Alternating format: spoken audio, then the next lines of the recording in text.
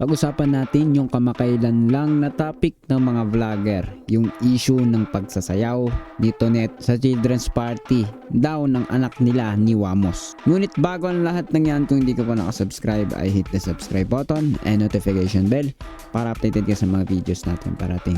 Let's go! So yun na nga mga tol, ito yung nakaraan na nagpa-viral o usap-usapan sa internet ngayon. Itong bangayan ng dalawang si Mark Gray at si Wamos. Habang hindi pa masyadong mainit ang mga, syempre may kanya-kanyang supporter itong mga to. May supporter naman to for sure, sila Wamos, sila Mark, diba? At kung sino mga vlogger na involved dito. At panigurado may mag-aaway dyan, no? Kahit sa comment section kung may makakita at makakapag-usap about sa mga bagay na to. Kaya manood muna tayo dito ng kung ano muna, no? Pang neutral lang.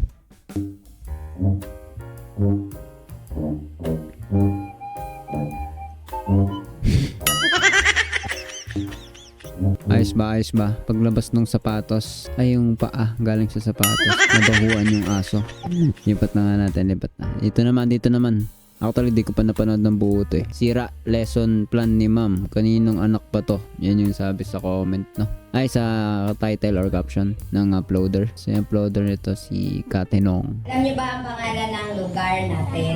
Cotabato City. Yes, very good. Tayo ay nakatira sa Cotabato City. Cotabato City.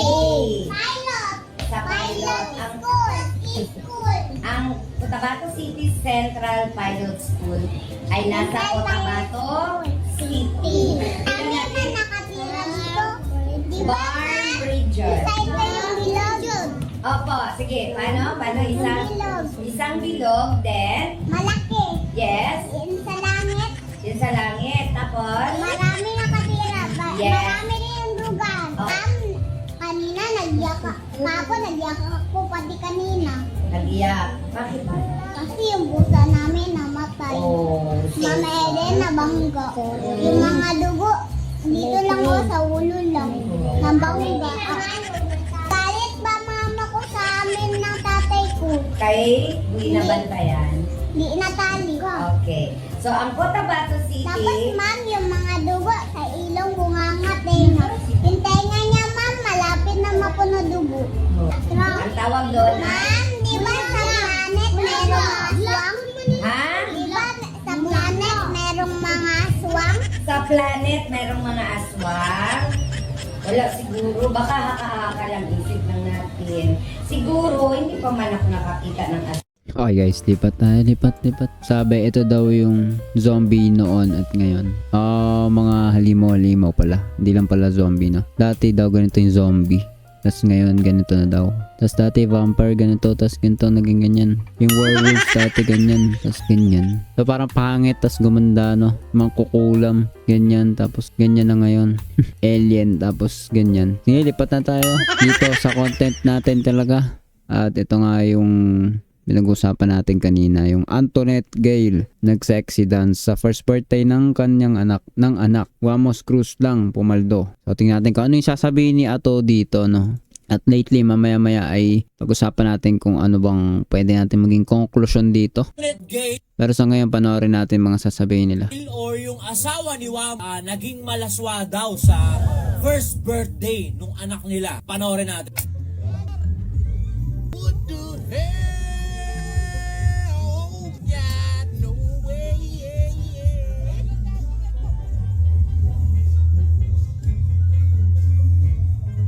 Di pala kita, wait lang, balik natin konti dito. What the hell? Yeah, no way, yeah.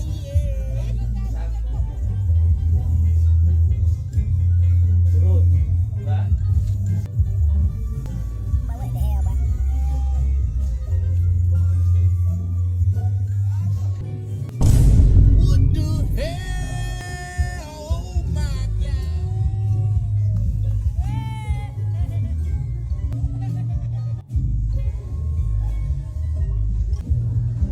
Hindi niya man ito naiintindihan ngayon, pero paglaki niya, alam kong magiging proud siya sa amin. dun sa part na magiging yung anak laki niya, dahil dun sa sikat kayo, financially stable kayo, nabigyan mo siya ng magandang buhay, dun sa part na yun magiging proud siya. Pero sa tingin ko, dito sa part na to na first birthday niya, paglaki niya, di ba? First birthday niya, makikita niya, mapapanood. Ito yung ginawa ng nanay ko sa first birthday ko. Ito yung ginawa ng nanay ko sa first birthday ko. Nagagaganto siya dito. Hindi natin sure. Hindi natin sure kung magiging proud siya dito sa ginawa mo sa first birthday niya. Di ba kasi usually, first birthday ng bata, usually ang makikita mo dun dapat si Jollibee, si Hetty, si Popo, si Rendon Labrador. Hindi. Total, pera naman nila yan, anak nila yan, gawin nila yung trip nila. Pero knowing na first birthday ng bata, tas maggagagaganto, legit malaswa talaga. Malaswa talaga, par. Sagad sa laswa, par. Tangina mo ato, bobo ka! Genre ng sayaw yan, bobo! Oo nga, wala naman ako sinabi na hindi sayaw yan. Ano talaga yan? Parang type talaga ng sayaw yan na sinasayaw talaga yan. Dati pa, ng mga GRO, ng mga pakangkang, ng mga pawok, ng mga walker, ng mga pokpok sa mga beer house. Ganyan yung pananamit, ganyan yung sayaw. Di ba ganyan-ganyan yung galawan, ganyan-ganyan yung sayaw. Yung mga pakangkang, yung mga pokpok na umuubos ng sahon, mga jeepney driver, tsaka mga conductor sa mga beer house before. Alright? Type talaga ng sayaw yan. Hindi ko naman sinasabing hindi. Type ng sayaw yan. At sinasayaw yan dati ng mga pokpok, ng mga GRO. Di ba? Alam nyo yan. Okay? Hindi niya kasalanan yan.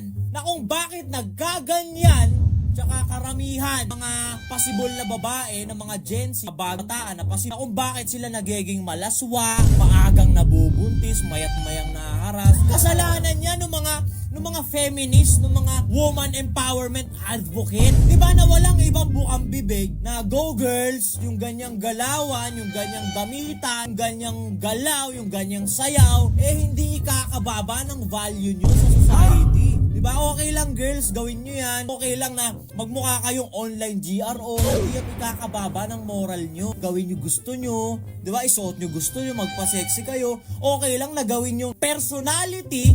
Ngayon, yung dating personality ginagawa lang ng mga GRO sa mga beer house. Okay lang yun. It's completely normal. Diba? Kasalanan nyo yan. Kayo mismo pinapahamak yung mga kapwa babae nyo. Kaka-normalize nyo, tignan nyo yung nangyari. Yung mga woman empowerment advocate na to, itong mga feminist na to, yung mga bagay na hindi naman talaga normal na ginagawa ng isang tao na may mataas na moral at dignidad, nangyayari. Tignan nyo yung nangyayari, di ba? Kayo sumagot, gagawin ba yan ng isang high value woman? Kayo sumagot, alam nyo sa sarili nyo yan na hindi. Asan dyan yung pagiging elegante? Asan dyan yung pagiging strong independent woman? Hindi! Sobrang salungat. Nagpipreach kayo patungkol sa pagiging strong independent woman. Kasabay naman nun, okay lang dapat yung ganyan na maging malaswa kayo. Di ba? Galawan ng mga kalapating mababa yung lipad yan eh. Di ba? Nagshow kayo. Sobrang laswa nyo dito sa TikTok, sa Instagram, sa Facebook Reels. Sobrang laswa nyo. Nagshow kayo. Di online GRO kayo, online pakangkang kayo, mas tanga nga lang kayo. Di ba kasi yung mga GRO dati, pupunta ka sa beer house, babayaran mo sila para makita mo silang manamit ng malaswa at sumayaw ng malaswa, babayaran mo sila. Kayo, 'di ba? Online GRO, online pokpo kayo, kaso mas tanga lang. 'Di ba kasi ginagawa niyo ng walang bayad? Para saan? Views? Engagement? Sobrang nonsense. Hindi kaliwaan, wala kang perang nakuha. Ang nakuha mo lang engagement. Views? Famous? Naging influencer ka? Famous saan? Famous saan? Sa pagiging online GRO? Tingin mo nakaka-proud ba yun? Pa, yung dalaga nyo, sikat na ngayon. O talaga anak, anong ginagawa mo saan ka sumikat? Tapos papakita mo, nagtututuwad ka? Yung suot mo, halos konti na lang yung tela? Nakaka-proud ba yun? Kunyari, a-awardan ka, di ba? Most influential TikToker. Tapos ipi-play yung video mo sa malaking screen, tutuwad ka doon. Ang laswa ng Okay, tignan naman natin no yung video dito no, yung kay Mark naman. Kasi isa to sa unang pumuna yata ang alam ko sa event ni Wamos nung kanyang partner. Wala akong kahit na anong sinabing masama tungkol sa katauhan mo. Ang pinuin ko lang, tol, yung nangyari sa event na yon. Tol, hindi pangit yung mga sayaw nyo. Alam nyo kung ano tawag doon?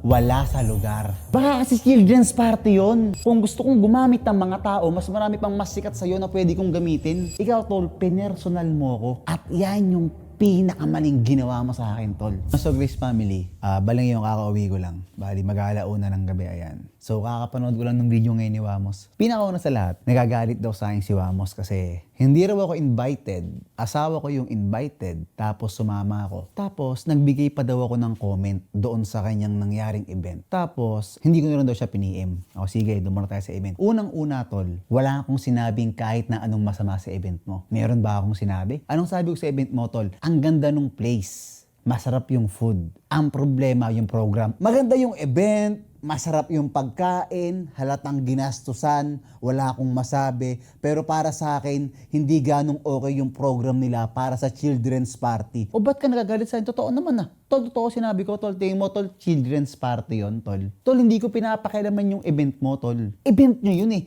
Eto komento ko lang. Siyempre, nakita ko yung mga pinagagawa nyo. Nag-hype sa social media. Parang hindi, children's party. So, nakita ko, may hype. Sabi ko, siguro pwede ako magbigay ng comment. Sinabi ko ngayon sa, eto hype lang, tol. Ako nag-video lang ako, naka-hype lang ako sa mga tao. Siyempre, pera to Di ba nga mukha akong pera? Lagi nyo sinasabi sa akin lahat. Pera to di nag-hype ako ngayon. Tapos, tol, sumagot ka. Ikaw, tol, pinersonal mo ako. At yan yung pinakamaling ginawa mo sa akin, tol. Una, anong sabi mo sa akin? Hindi ako okay kaibigan. Nabawal ako sa mga sa mga private na meeting kasi pag ako, si Merk, sinasabi lahat na nangyayari. Ikaw yung tipong kaibigan na hindi dapat talaga kaibiganin eh. Kasi kung ano yung mga nangyayari, sineshare mo sa iba. Hindi ka pwede kasama sa mga private boy. Sineshare mo. Diba? Yun ang sinabi mo sa akin.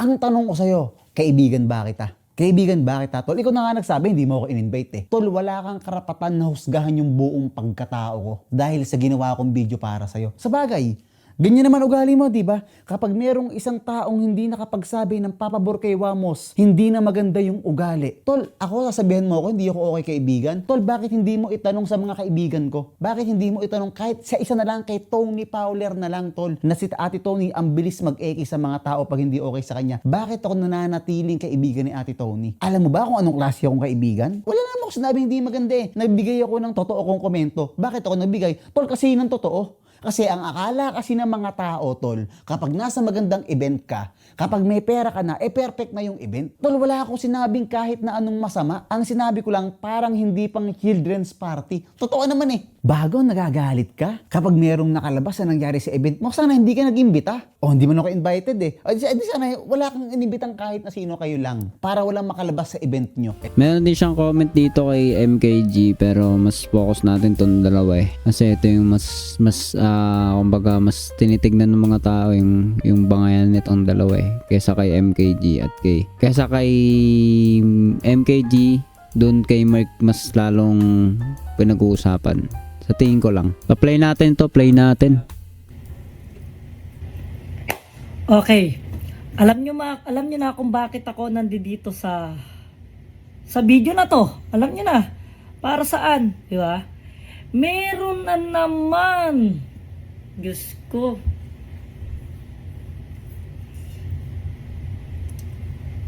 Ano ba naging ko sa'yo? Bakit parang lahat na lang ng mga nako.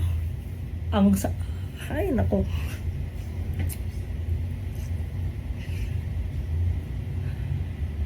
Pre, opinion mo. Ha? Sana yung opinion mo, chinat mo ko. Chinat mo sana ako Putik mag-o-opinion ka lang, kailangan po pa ba talaga i-post sa social media yung opinion nyo? Opinion mo? Para lang kumalat sa maraming tao na ganito, ganyan? Putik, hindi ka nga imbitado, pre. Diba? Yung asawa mo ang imbitado. Syempre, expected na namin nakasama ka. Kasi asawa mo nga yung inimbitahan namin at hindi ikaw yun. Tapos ikaw pa yung may ganang magkaroon ng comment dyan para sa birthday ng anak ko.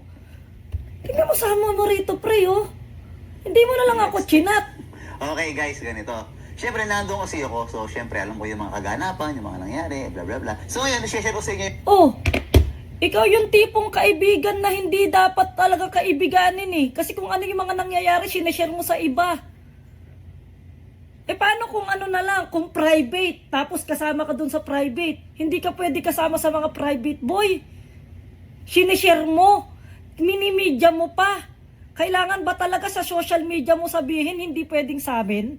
Hindi mo ako pwedeng, pre, opinion ko lang ha, sana yun. So, ayun. Sige, hanggang doon na lang tayo. Okay, guys, bago tayo magtapos, no, bigay natin kung anong conclusion na pwede natin sabihin dito sa issue nitong dalawang tao na to, no, si Christian Mark Ray at si Wamos. Pero actually, kasama dun si MKG at siguro yung ibang mga hindi na imbitahan kasi gusto nga daw ni Wamos na ang imbitahin ay yung talagang mga kakilala na niya, pamilya talaga, kaibigan na nung hindi pa siya nagva-vlog. So parang sinasabi niya mas private talaga dapat yun, na pili na lang yung inano nila, ininbitahan na mga influencer. So syempre may magre-react na iba or magtatampo siguro, hindi ko alam, basta yun yung naging issue niya sa iba siguro, kaya hindi natin alam ang totoong pangyari. Una, mga vlogger itong mga to, kahit yung event na yon mismo, hindi natin alam kung scripted ba, pati pagsasayaw ng partner ni Wamos. Who knows, lagi naman may bangayan itong mga vlogger na ito, 'di ba?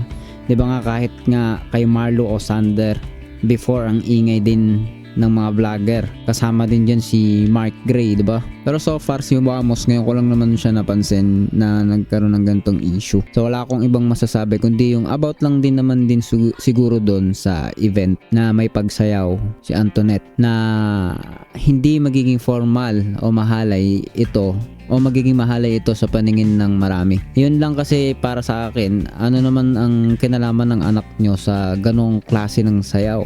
Gaya nga nung sabi ni Ato, 'di ba? Kasi sinabi ninyo gusto ninyo maging proud yung anak ninyo paglaki nila. So sa tingin ni Ato daw ay hindi niya sure. Siguro kung dahil sa pagyaman ninyo pwede pa maging proud, pero yung about dito sa mismong sayaw, wala makakapagsabi doon, no? Kung magiging proud ba talaga o matutuwa ba talaga yung anak ninyo paglaki niya, o kung magkaroon pa siya ng mga kapatid, paglaki ng mga anak ninyo sa kaganapan na yan. So para sa akin lang yun din ay opinion ko lamang din, pero iniisip ko na nga lang baka scripted nga lang talaga ito para may issue lang din, na pwedeng nag-aaway sila ni Mark Ray pero magkaibigan pa rin talaga sila. Gaya nga nung sabi ni Mark Gray kanina, kanina, no, is mukha daw siyang pera, no? So pera na lang ba talaga to, content na lang ba talaga tong mga to? Hindi natin alam, 'di ba? Pero kung totoo man ang lahat ng bangayan na yan, para sa akin walang kinalaman yung bata sa sayaw na ganong genre o klase. Pangalawa, 'di ba, yung una, wala tayong alam dahil content creator to mga to. Ang pangalawa ay kung mabuti nga yung layunin ni Mark naman, no, sa pagpuna dito kay Wamos, bakit publicly dan pa ito? Pinost pa, pwede naman daw i-PM niya si Wamos. Siguro nga content talaga yung habol ni Mark dito, kaya kahit anong sabihin ni Mark na maganda, pangit ang magiging kalalabasan kasi hindi magmumukhang purely good intention ng content. At least based on my opinion lamang ito, magmumukhang parang habol ay monetization o something, diba? And lastly, pangatlo, naniniwala ako publicly done naman talaga ginawa ang lahat, naging yung event. Although mayroon silang hindi inimbita, pero may mga imbitado sila for sure, at sigurado may bantay din sa establishment na yan, may crew for the service na kanilang inavail. Kaya walang nakakagulat kung may magko-comment gaya ni Mark Gray. Pwedeng may tao na magsabi ng maganda or pangit sa kanila, talagang expected naman yon, at least diba sa side ni Wamos, dapat expected yon. Kung bibigyan ko ng puntos, o bibigyan natin ng puntos tong dalawang tao na ito, si Wamos at si Mark. Para sa akin pareha silang may punto. Sana nga lang, 'di ba, ginawa na lang nilang pribado ang lahat, pati issue nila, para di magmukhang content lang itong lahat ng to. Ikaw, anong masasabi mo dito? Content lang ba ang lahat ng yan, or sa tingin mo totoong issue ba yan? O ikaw, anong comment mo sa ginawang pagsasayaw ni Antoinette sa first birthday daw ng anak nila? See ya sa susunod na video. Hi guys, if you enjoy watching videos like this, please hit the subscribe button so you will be updated on our latest videos. You can also follow me on TikTok and Facebook. See ya in the next video.